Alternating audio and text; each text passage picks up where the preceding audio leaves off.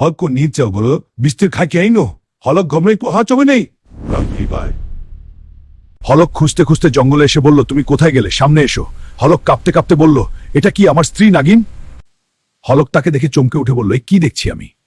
হলক কাপা গলায় বলল তোমার শরীর অর্ধেক মানুষ অর্ধেক সাপ হলক অবাক হয়ে বলল এসব কি তুমি আমার বউ তো ভয়ে কাঁপতে বউ বলল আমি নাগিন এতদিন তোমাকে বলিনি হলক বলল বউ তোমার কি ঠিক হওয়ার কোনো রাস্তা নেই আছে তুমি যদি নাগ দেশে গিয়ে আমাকে নাগমণি এনে দিতে পারো তাহলে আমি ঠিক হব হলক দৃঢ়ভাবে বলল আমি এখনই নাগ দেশে যাব নাগমণি আনতে এই বলে হলক দৌড়ে গেল নাগরাজ্যের দিকে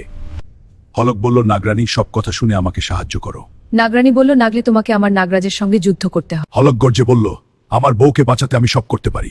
হলক চিৎকার করে বলল আমার সাথে পারবি না বন্ধুরা তোমরা আমাকে সাহায্য করো হলক বলল যুদ্ধ জিতে আমি নাগমণি নিয়ে ফিরে এসেছি বউ বলল নাগমণি পেয়ে আমি এখন সুস্থ